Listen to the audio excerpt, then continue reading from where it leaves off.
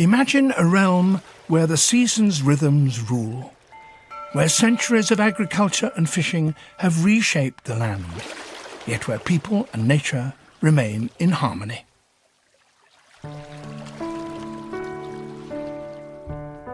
Sangoro Tanaka lives in just such a paradise. At 83, he's a guardian of one of Japan's secret water gardens.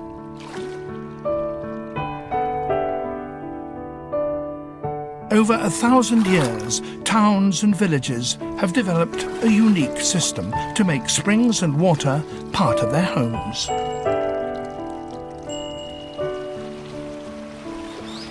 From inside their houses, the stream pours into Japan's largest freshwater lake, near the ancient capital of Kyoto.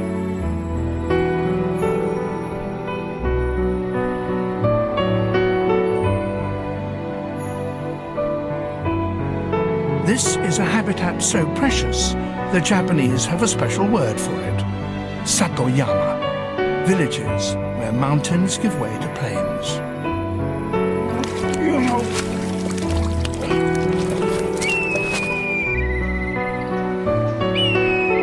They are exceptional environments, essential to both the people who maintain them and to the wildlife that now share them.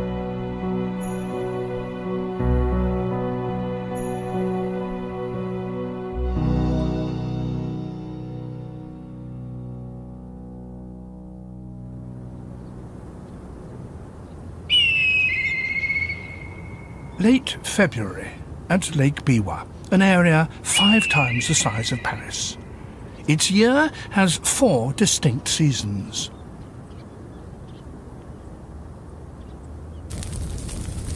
Reeds, desiccated by winter winds, feel the heat of spring. They are all that remain. The rest have gone to make roofs or screens. Flames consume both pest and weed. The ash will prove a powerful fertilizer.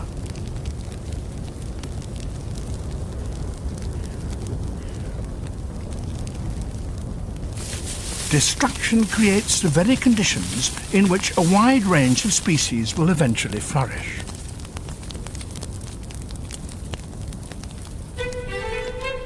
By April, new shoots sprout.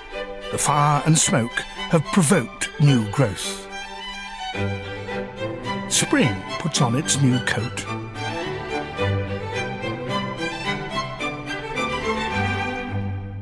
Meltwater cascades from the mountains, swelling the lake till it brims over. Parched earth soaks into wetland.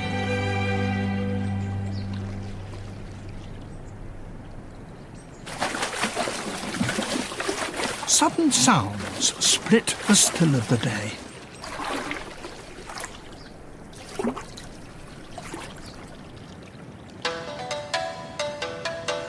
A chain of male carp dance after a female.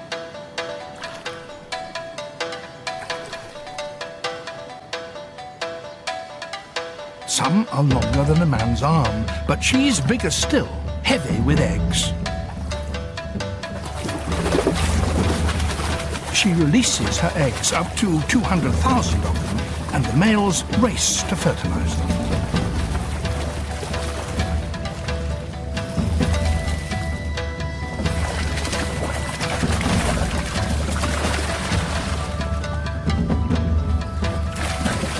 For the rest of the year, these carp inhabit the chill depths of the lake.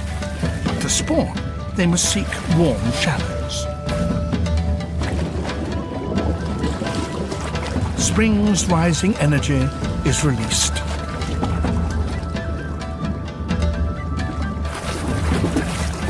Over 200 carp crowd here today.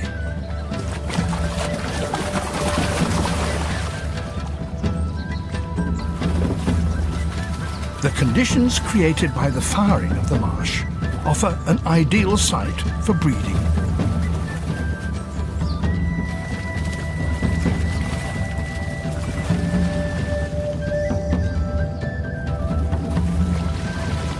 There are only only a few days a year, when so many fish throng here.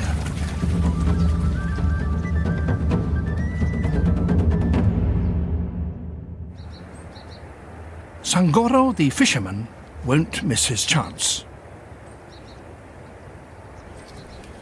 His methods, his 20-year-old boat, his bamboo pole, all are tried and tested.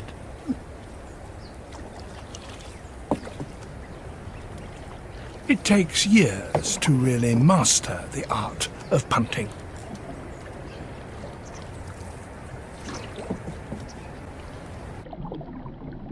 The river courses with fresh mountain torrents, but here and there natural springs well up from the bottom.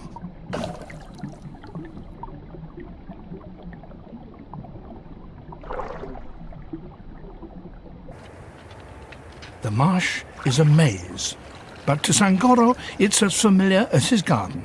He has some 50 traps set in various corners.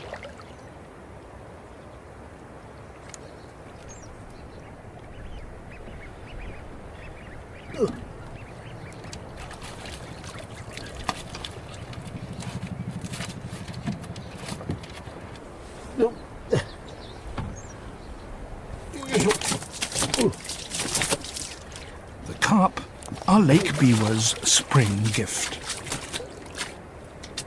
Sangoro only fishes from March to June, when the shoals retreat to the lake. He uses a simple snare of traditional materials.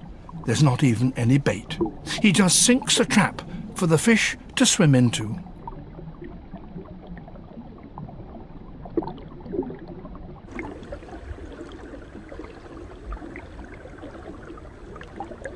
His haul includes other fish as well as carp, as they all flock to spawn in the shallows.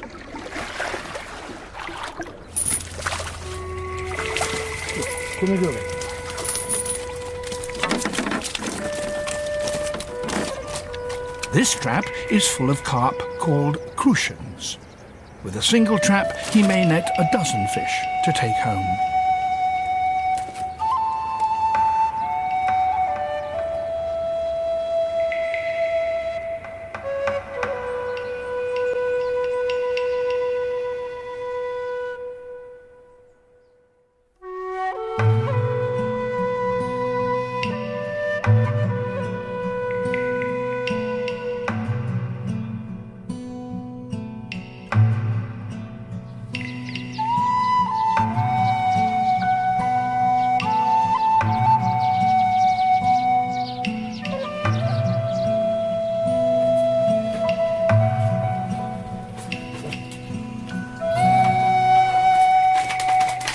As soon as Sangoro returns, he prepares the fish for the table.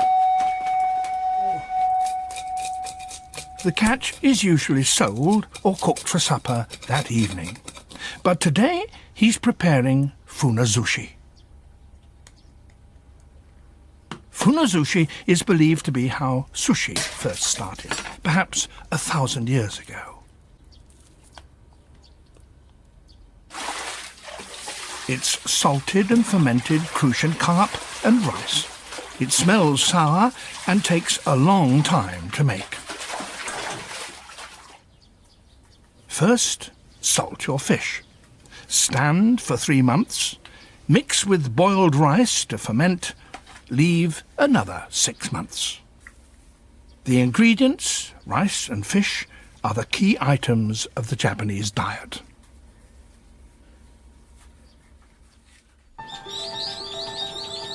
Sangoro's home lies about 2 kilometers inland from the lake shore. Water from boreholes under the village is piped into the houses.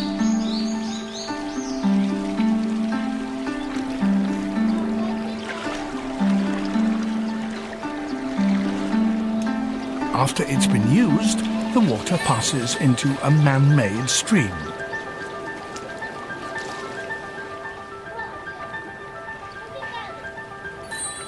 What could be a barren canal teems with hidden life.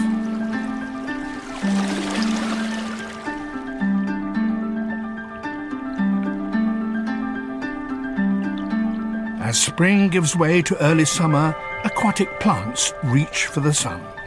This one takes its name from the tree flower it resembles, the plum flower underwater buttercup.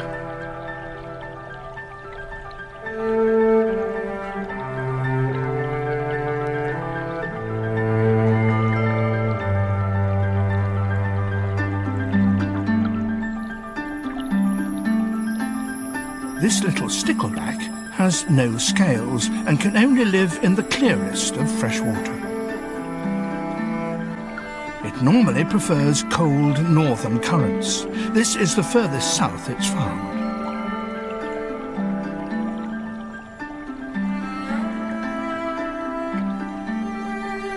The channel also harbours some strange-looking creatures.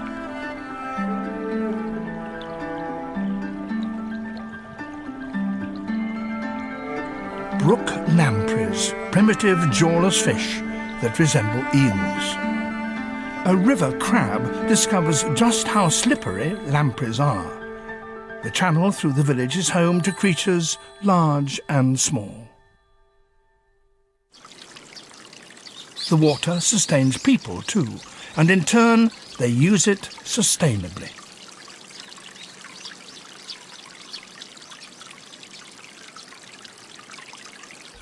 Each home has a built-in pool or water tank that lies partly inside, partly outside its walls. In the pool lounge friendly, ornamental carp. A continuous stream of spring water is piped right into a basin, so fresh water is always available.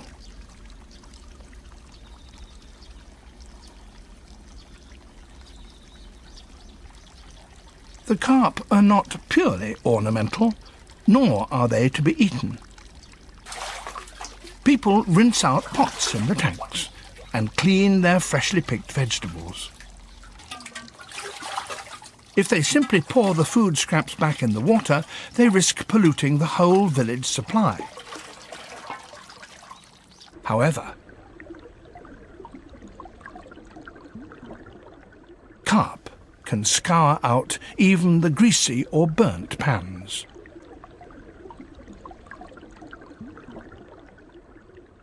They do the washing up in Satoyama villages.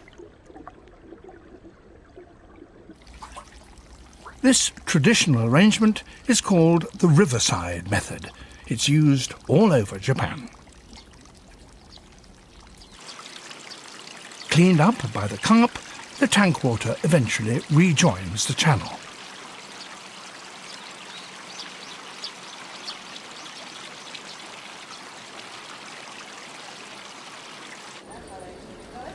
For some wildlife, the man-made creek provides an ideal place to raise young.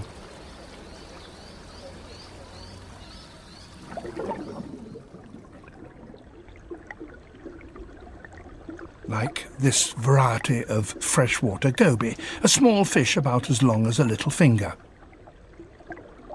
The villagers call it the tiny mud crawler. A male is busy excavating a breeding site.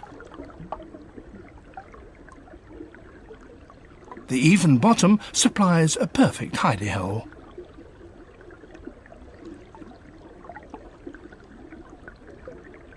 As always, the best locations are highly sought after. Here comes another male. He'd like to move in. And he's prepared to fight for it.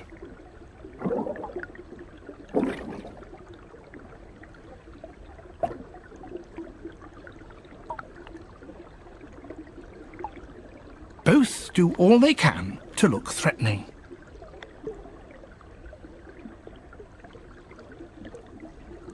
Opening their mouths and erecting their dorsal fins to look bigger.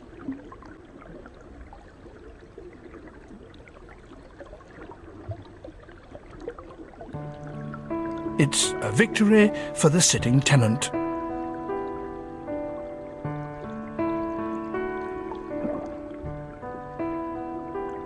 There's another goby behind him.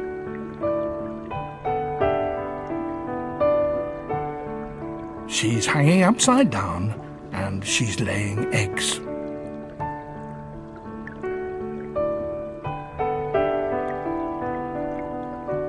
The victory over the den gave her a place to spawn in safety.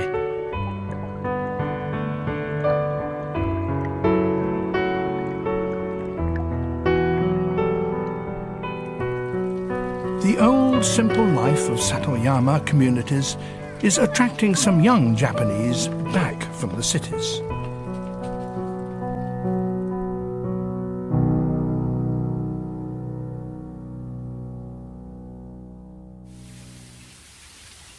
It's June, 4 months after the hungry flames licked the air.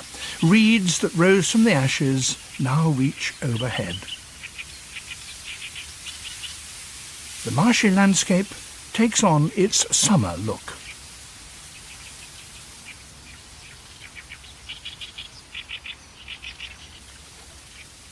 The dense growth is almost like a jungle. A world filled with tiny lives.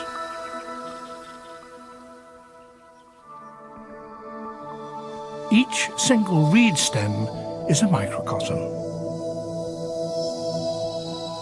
Tiny organisms called pseudoplankton live on their surface. Forests of tentacles reach out to seize organic material.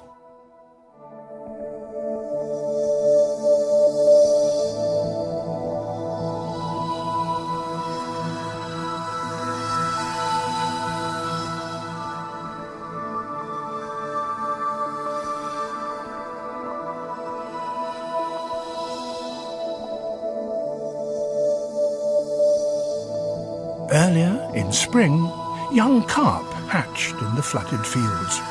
They stay there for about 3 months. The reed beds are their nurseries, where they have plenty to eat and are concealed from predatory birds. An infant fish meets a sudden end. It's been grabbed.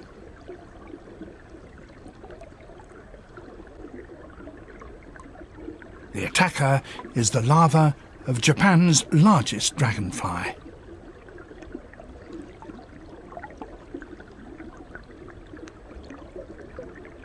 This aggressive ambusher hides in sand or gravel.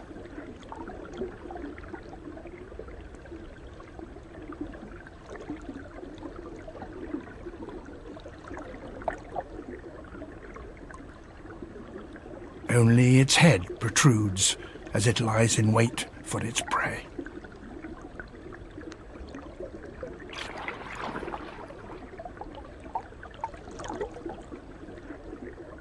Its correct name is the golden-ringed dragonfly. But to the Japanese, and to Sangoro, in its adult form, it's the king of dragonflies. Chicks accompany a parent coot. Now is the best time to find food. An adult calls in warning.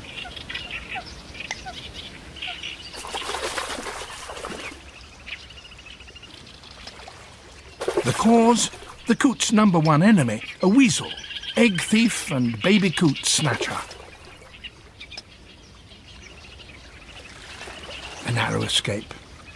Waterfowl have to guard against foxes and snakes too.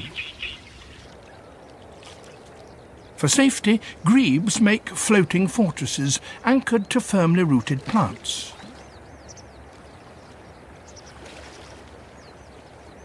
An adult bird is particularly alert when the eggs are hatching. Each grebe has its own territory, and each nests at the same place every year.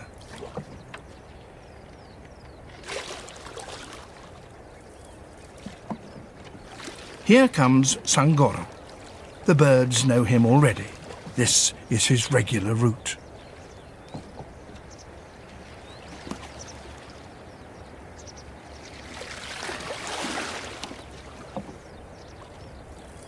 He spends 2 hours checking all the traps he set yesterday.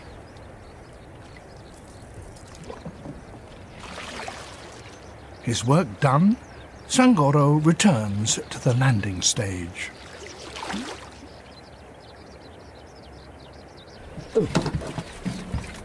You should see the ones that got away.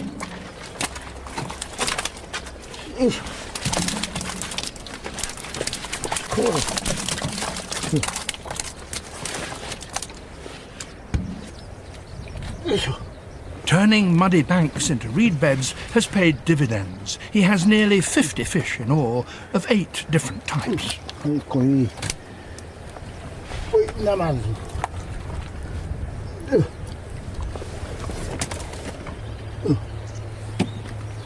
Sangoro won't eat the smallest fish. He puts them aside.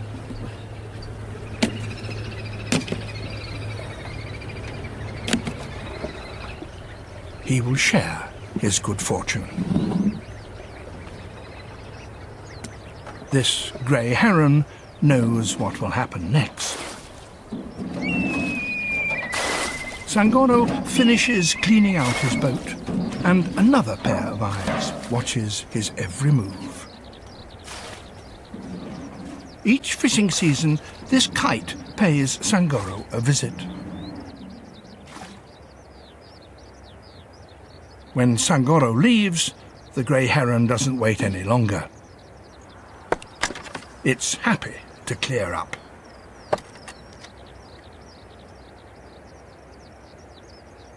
Sangoro left the tiddlers for the birds. It's his way of sharing nature's riches with those around him.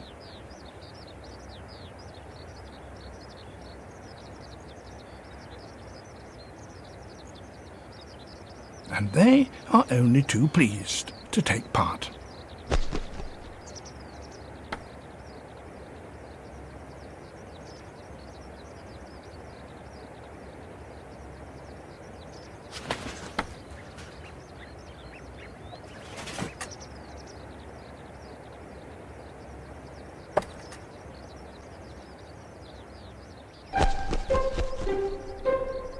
The kite will take the fish back to hungry chicks.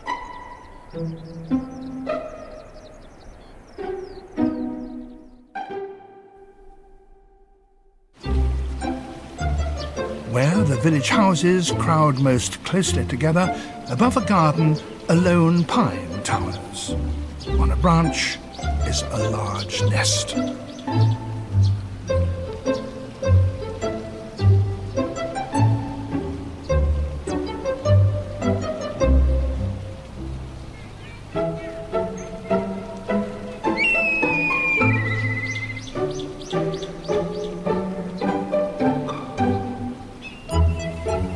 There are 2 chicks there. They're developing steadily under the watchful eyes of the villagers.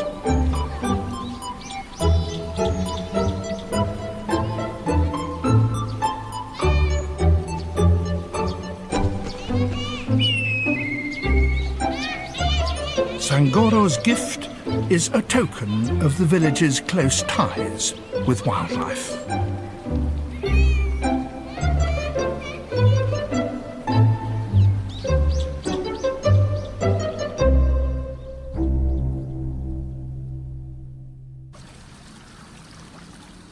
It's 5 days since the gobies first laid eggs in the village channel.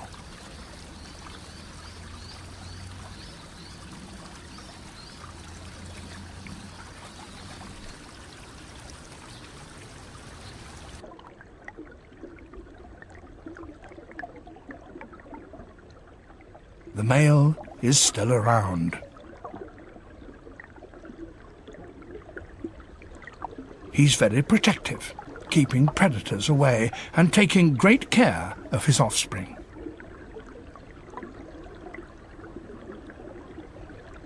Golden eyes peer out of the egg capsules. They're ready to break out.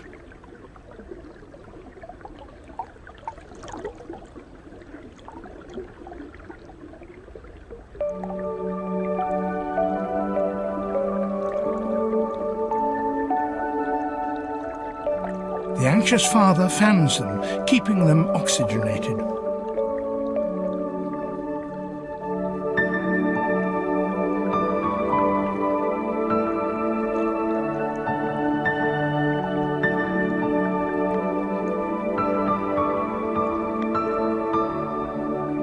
The newly hatched young are barely the size of a match head. Tiny as they are, they're about to embark on a journey.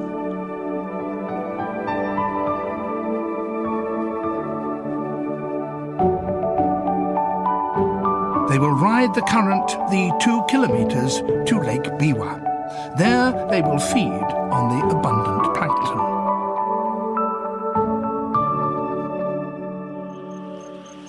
At the same time, another new life is about to undergo a striking change.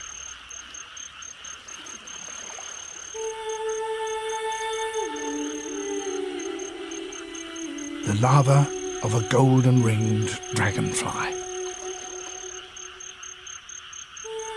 In the dark, hidden from predators, it quietly begins its metamorphosis.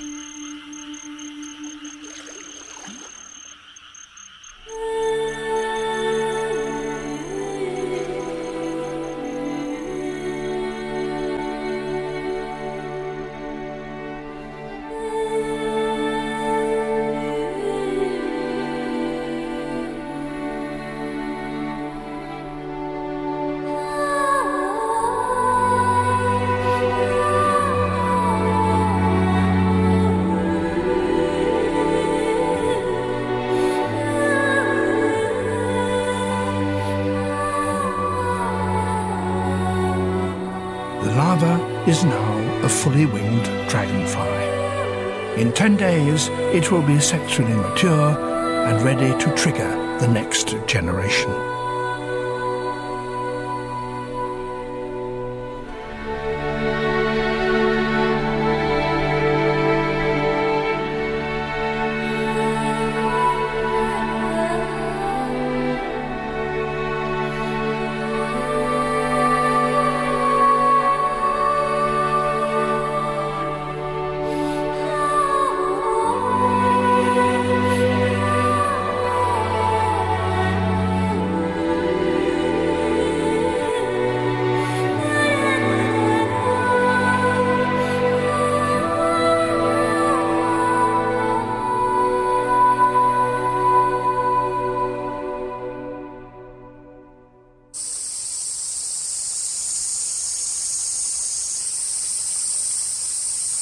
In the sticky heat of mid-July, villagers gather.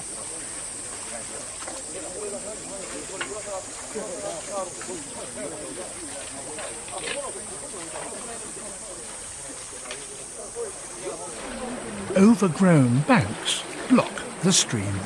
Time to clear the water plants. 20 families band together for their part of the channel.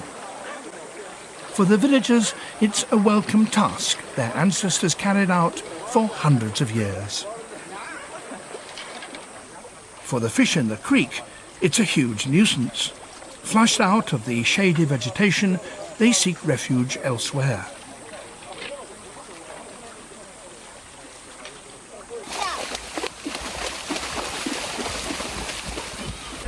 It's the children's big moment.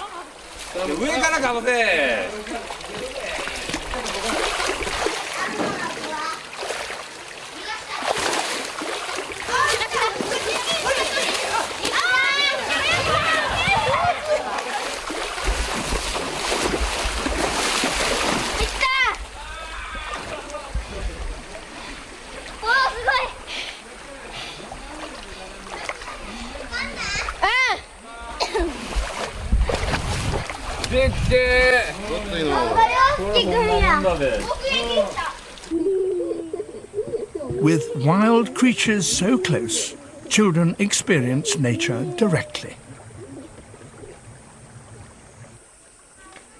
Fish and birds are an everyday part of their lives.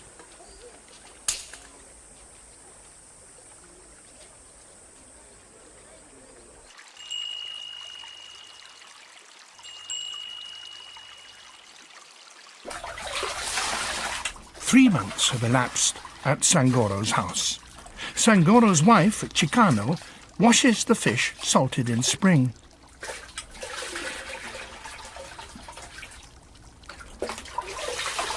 Next, she will bury them in rice.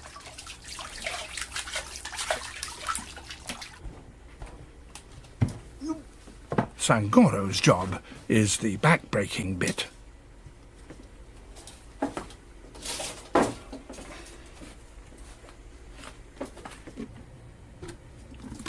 First, they lay out the fish evenly. Then they cover them. They build up several layers.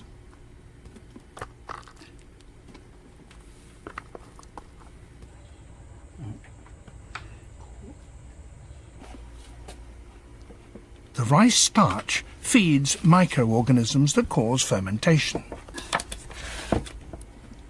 There you go.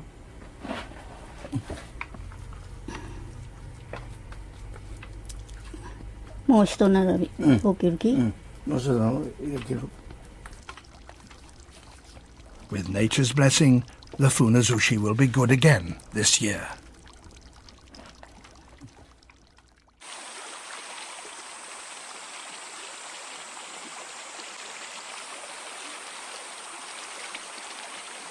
After the clean-up, the channel runs smooth and clear. Small fry are encouraged to return.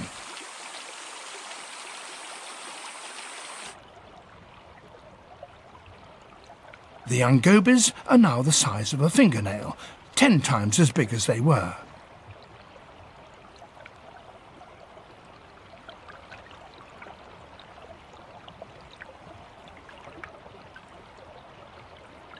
The hatchlings from the village have spent 2 months feeding on Lake Biwa's planktons.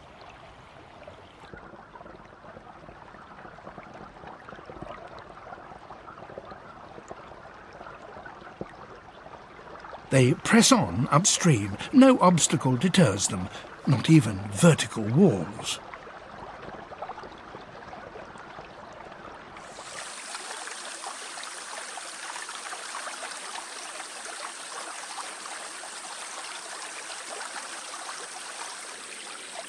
Inland, the channel narrows, and ahead lies something only too keen to greet them.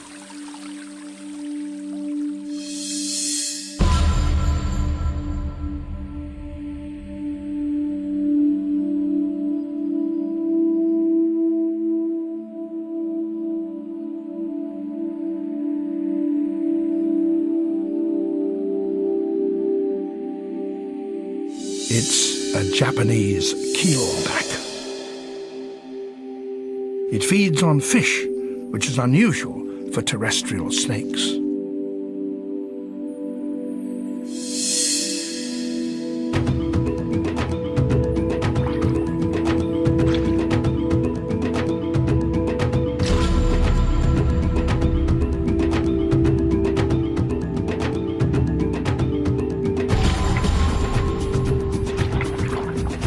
Brown keelback catches the lazy goby.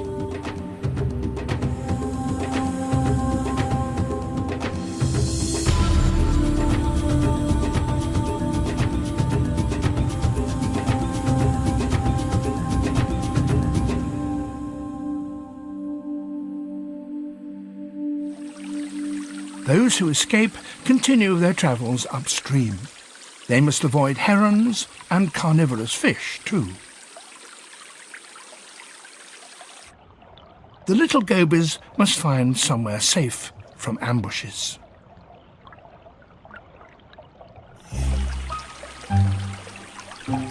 They bump into a row of fence posts. Inside are carp, which won't attack them.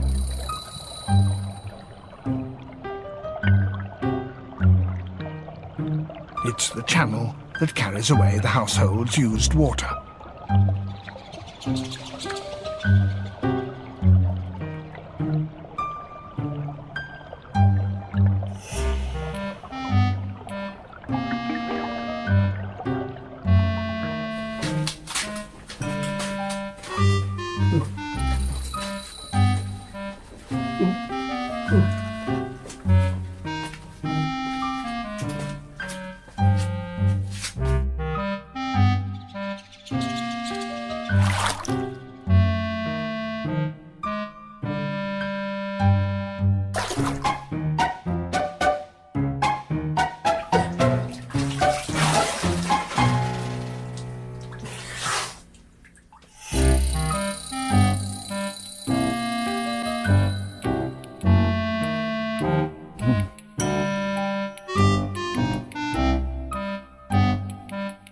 Sangoro's pool offers the young goby sanctuary, even if he will have to do the dishes.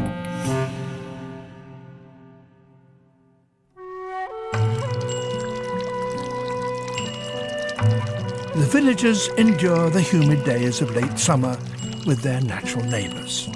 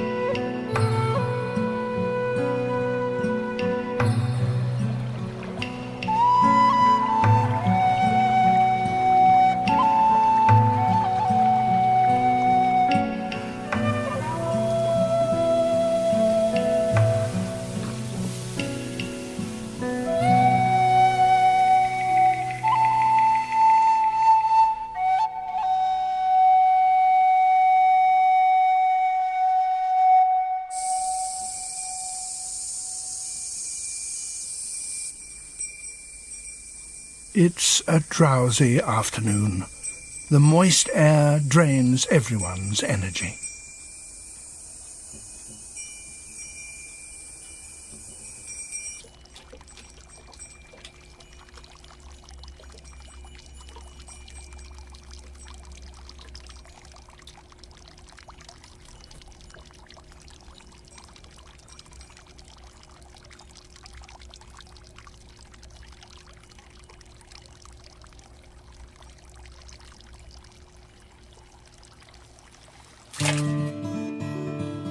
The temperature of the spring water in the house pools remains a constant pleasure.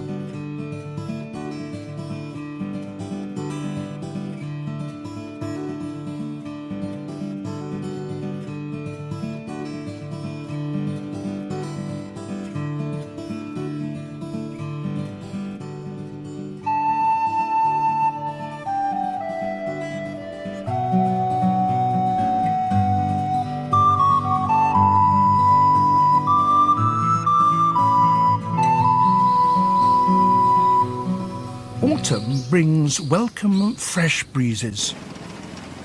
It's time to gather rice, the staple food of the Japanese. As the rice dries in the autumn sun, the smell of hay spreads across the fields.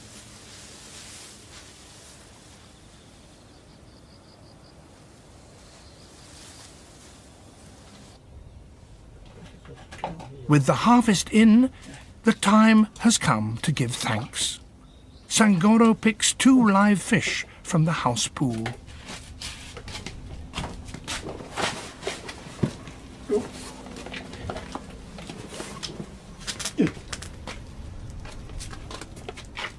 They will survive. But tomorrow is the day the god of the rice paddy goes back to the mountains. He won't depart without being given offerings: rice cakes, sake, white radishes, and the fresh fish.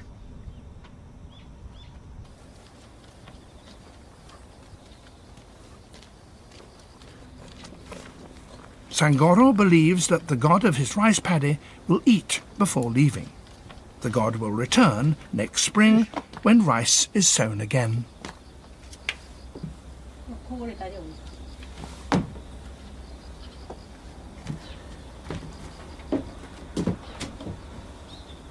Each element in nature has its own god. Every tree, rock, and stream. 8 million gods of nature in all. Prayer and ritual express Sangoro's gratitude. He's almost totally self-sufficient, thanks to the gifts of nature.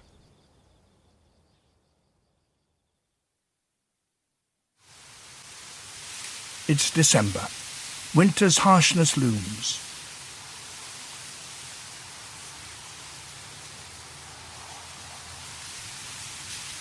Bitter winds start to gust from the lake. Sturdy green gives way to brittle gold. 9 months have passed since the scorched earth sent out shoots.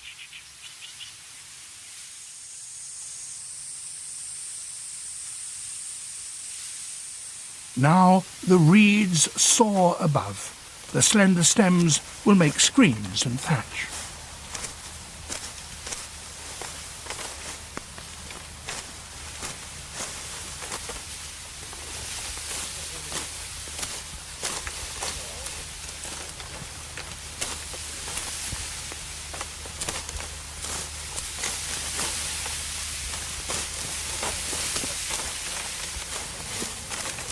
The farmers cut carefully.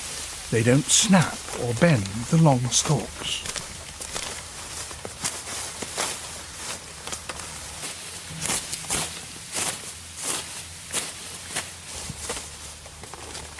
Practice has made them perfect.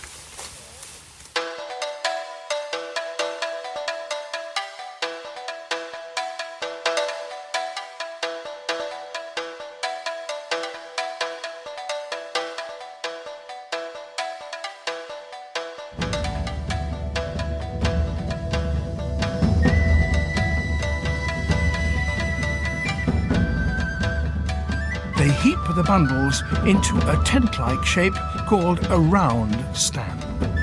The stands will be left to dry all through the winter.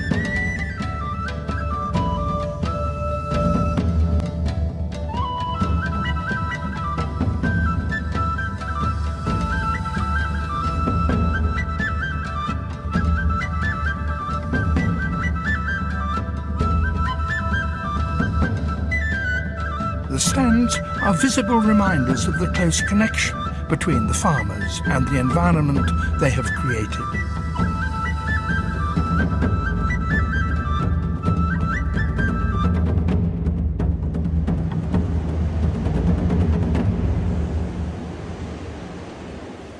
Winter grips the north of Lake Biwa. But even snow can't totally erase the traces of spring. In Sangoro's house, the local delicacy is finally ready.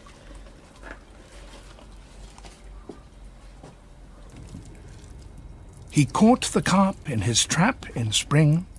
He and his wife salted them, and when summer came, covered them in rice to ferment. Now a further 6 months have passed.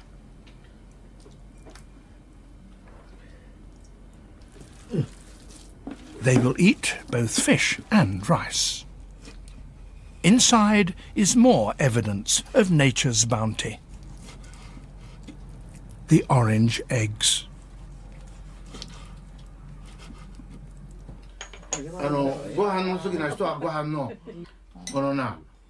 Sangoro invites his neighbors to share the funazushi.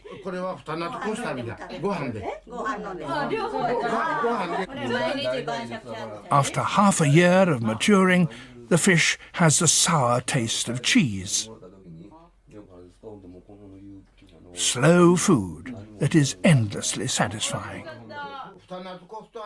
Preparation, preservation, and finally, appreciation.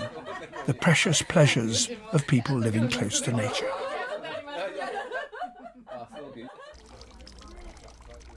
Right next to their dining room, there is the basin full to the brim.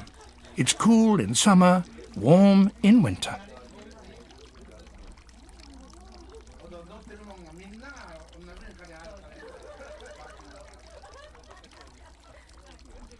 The Japanese describe tight-knit relationships as being as close as water and fish, intimate and inseparable. Like the pool and its little refugee.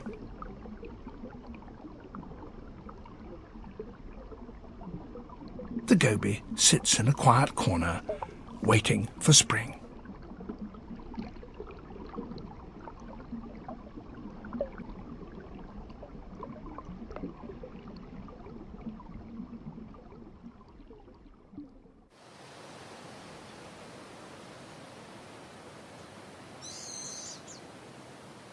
March finally comes round again. The reed beds have slept throughout the winter. Now the first rays of sun coax warmth into them.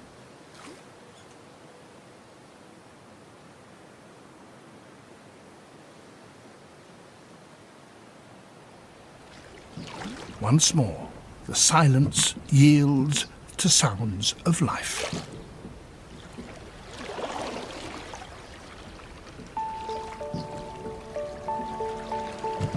As the rhythm of the year picks up, so do lives, human and animal.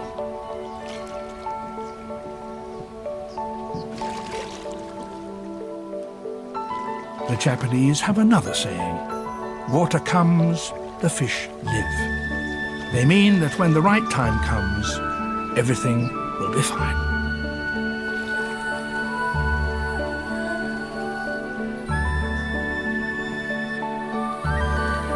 Sangoro knows that in the way of Satoyama, everything has its season.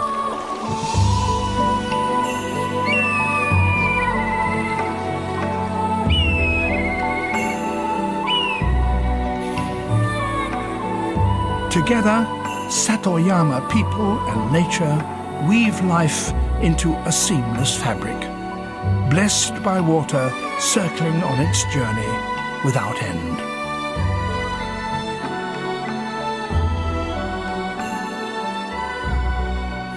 A new season, a new year, a new cycle, all begin in Japan's secret water garden.